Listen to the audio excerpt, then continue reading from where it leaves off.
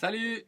J'espère que tu vas bien. Aujourd'hui, je vais te parler du syndrome de l'imposteur et je trouve que ça va très très bien avec les vidéos précédentes autour du système, des systèmes de croyances et systèmes de valeurs. D'accord? Le syndrome de l'imposteur, ça touche beaucoup de gens. Je dirais même qu'il y a très peu de gens qui n'y passent pas, au moins à un moment donné dans sa vie. Et c'est très répandu chez les personnes qui s'orientent vers des professions comme le développement personnel. Euh, Par exemple, ceux qui recherchent donc la réussite professionnelle, euh, question qui peut être posée quand on a le syndrome de l'imposteur, c'est qui suis-je pour bien gagner ma vie? Il va y avoir toujours, lorsque j'ai le syndrome de l'imposteur, il va y avoir toujours des bonnes raisons pour ne pas avancer vers son objectif. Pourquoi est-ce qu'on va me choisir moi plutôt qu'un autre? Autre exemple du syndrome de l'imposteur, lorsque j'ai un succès, je l'attribue à des causes extérieures. Je doute de mes capacités. Le succès, c'est pas pour moi, c'est pour les autres. Je n'ose pas demander de l'aide de peur d'être jugé. La critique va me blesser si je suis porteur du syndrome de l'imposteur. J'ai de la difficulté à m'attribuer le mérite dans mes réussites. Je me compare beaucoup aux autres. Et je trouve souvent, voire toujours, les autres meilleurs que moi. Je suis dur envers moi-même. Je crois que le succès ou les échecs définissent qui je suis. Voilà un certain nombre d'éléments qui, si ça te parle, si ça résonne chez toi, c'est que quelque part, il y a des points à travailler autour de ce syndrome de l'imposteur. Et quand on est victime du syndrome de l'imposteur, on n'accepte pas la possibilité de mériter un succès. Et quand la personne réussit, obtient un succès, c'est du hasard. Et ce syndrome peut engendrer l'arrêt du projet. Et ça, c'est vraiment embêtant. Parce que, au final, le syndrome de l'imposteur engendre l'auto-sabotage. C'est-à-dire qu'en fait, inconsciemment, on fait en sorte que le projet n'aboutisse pas. Et derrière, on abandonne. Et c'est vraiment, je le répète, super embêtant quand même. Exemple d'une personne débordée par son travail, notamment dans le développement personnel, et je vous parle d'une connaissance sur ce point-là, hein, donc que j'ai accompagné pour travailler sur ce point. Donc cette personne, elle était débordée de travail, d'accord? Mais elle refusait d'augmenter ses prix, parce que c'est une façon de faire aussi du tri à un moment donné, hein, quand on est débordé. Et elle ne voulait pas augmenter ses prix, pourquoi? Euh, Parce que, selon elle, euh, son excuse, elle manquait de diplôme. Alors que personne, puisque son agenda est plein, ça veut dire que les gens sont contents et le bouche à oreille fonctionne plutôt bien. Et là-dessus, ça touche très souvent des personnes intelligentes et des personnes diplômées. D'accord? Donc là-dessus, on est tous égaux sur le syndrome de l'imposteur. Et encore une fois, comme je vous l'ai dit, il y a très peu de personnes qui n'y passent pas, au moins à un moment donné de sa vie. La réponse, elle est souvent à aller chercher dans notre petite enfance. D'accord? La personne qui a été petite, nourrie de félicitations quand elle était créative, l'enfant qui était récompensé pour son effort, mais pas par rapport aux résultats uniquement. D'accord? Donc là, ça va forcément avoir des conséquences sur je vais éviter d'essayer, puisque si je rate, je me fais allumer, je me fais gronder. Et je vais vous proposer un exercice pour combattre ce syndrome de l'imposteur.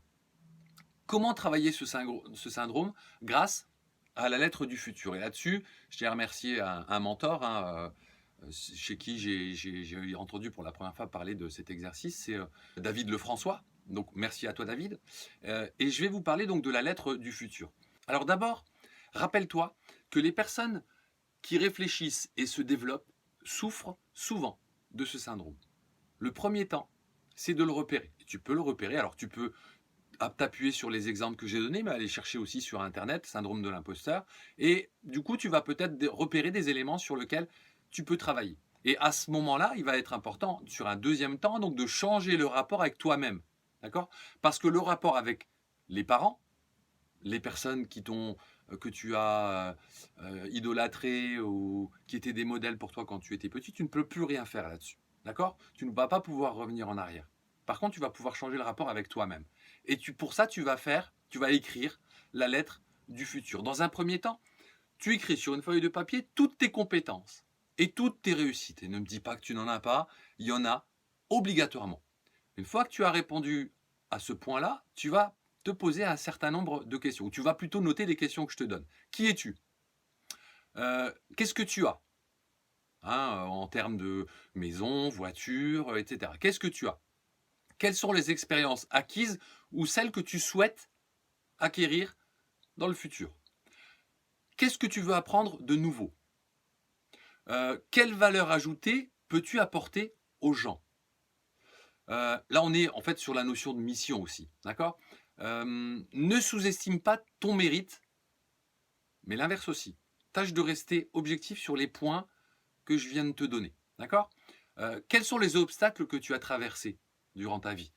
Quelles sont les habitudes que tu peux avoir en journée? Et à ce moment-là, tu t'imagines avoir 90 ans. Tu vas imaginer que tu as réussi et tu vas utiliser la sagesse de ton âge. Tu as 90 ans, tu es en pleine santé, tu as bien réussi, c'est-à-dire que tu vas parler en fait de ton toi idéal et tu vas lui poser des questions. Tu vas lui demander comment dois-je vivre? Tu vas lui demander comment arrêter d'avoir peur? Tu vas lui demander comment lutter contre le syndrome de l'imposteur. Tu peux même écrire les réponses sur courrier et tu commences par exemple par mon chéri, j'entends et je vais te donner des conseils. Et toi, tu vas noter les conseils. Parce que trop souvent, on nous dit que nous sommes le fruit de notre passé. Alors c'est vrai, bien évidemment. Par contre, ce qu'on oublie de nous dire, ou ce qu'on ne savait pas pendant longtemps, c'est que nous sommes aussi le fruit de notre futur. Pourquoi, sinon, se fixerait-on des objectifs et des buts à atteindre? Parce que le cerveau, il a besoin de se projeter. Et là, c'est une projection que tu fais en fait, en t'imaginant à 90 ans, en ayant réussi. Donc, notre avenir dépend autant de notre passé que de notre futur.